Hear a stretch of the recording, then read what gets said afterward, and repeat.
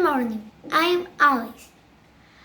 I am going to show you how to make quesadillas. This is a Mexican food. You need these ingredients: 2 slices of cheese and 2 slices of jam and 1 tortilla.